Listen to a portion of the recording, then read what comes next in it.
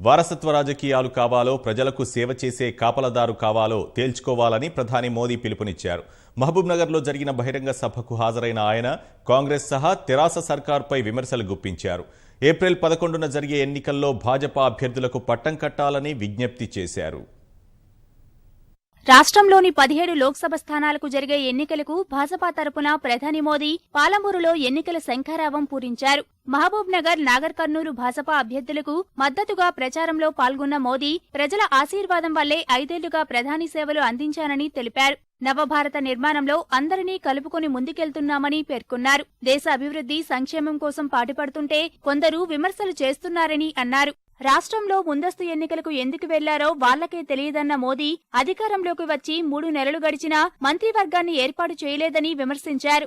లోక్సభ, శాసనసభకు కలిపి ఎన్నికలు జరపకపోవడం వల్ల ప్రజాధనం వృధా అయిందన్నారు.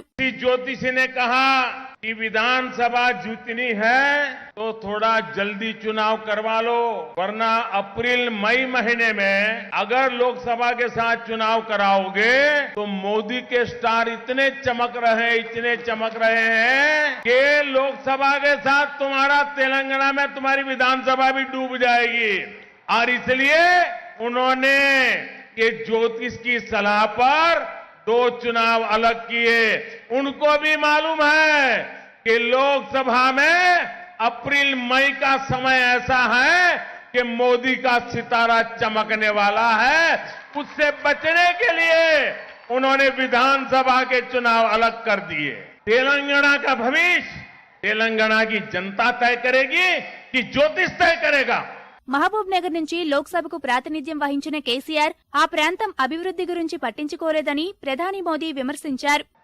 महबूब नगर केसीआर के लिए तो बहुत भाग्यशाली रहा।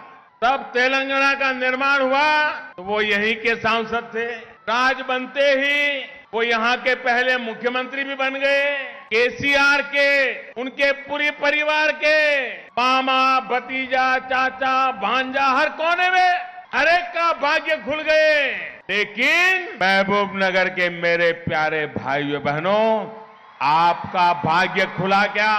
अपने परिवार की राजनीति, अपने परिवार के लिए उन्होंने आपको भी नीचे गिराया है कि नहीं गिराया है?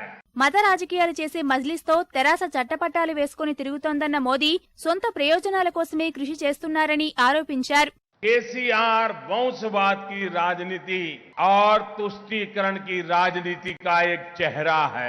टीआरएस और एमआईएम का गठबंधन तेलंगाना के फायदे के लिए नहीं, अपने फायदे के लिए किया गया है। भारत माता का अपमान करने वालों और संविधान को ताक पर रखकर आरक्षण की बात करने वालों का ये घालमेल सिर्फ वोट बैंक की चिंता कर सकता है, तेलंगाना की कभी नहीं कर सकता। ఎన్డీఏ హయాంలో తెలంగాణకు ఏం చేయలేదంటూ తెరాస చేస్తున్న విమర్శలను ప్రధాని మోదీ ఖండించారు. 5 ఏళ్లలో రాష్ట్ర అభివృద్ధికి అండగా నిలిచామని పేర్కొన్నారు. नया एम्स हो, सैनिक स्कूल हो, ऐसे अनेक प्रोजेक्ट इस क्षेत्र के लिए स्वीकृत हुए हैं।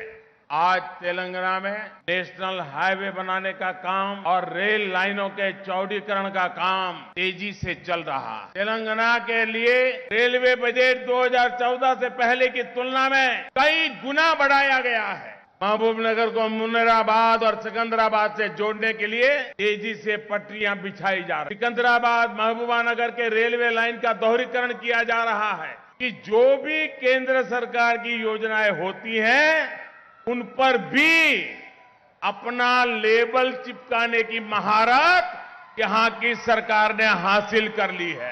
हमने देश भर में गरीबों को 1.5 करोड़ पक्के घर दे दिए हैं, लेकिन यहां की सरकार ने कहा था कि हम तो फ्लैट देंगे। भाई कितनों को फ्लैट मिले?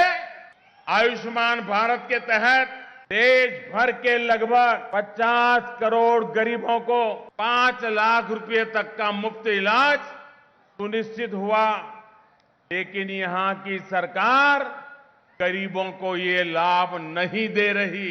ప్రధాని కోసం కాదు, దేశం కోసం ఓటు వేయాలన్న మోదీ నవభారత నిర్మాణం కోసం మరోమారు భాజపాకు పట్టం కట్టాలని పిలుపునిచ్చారు.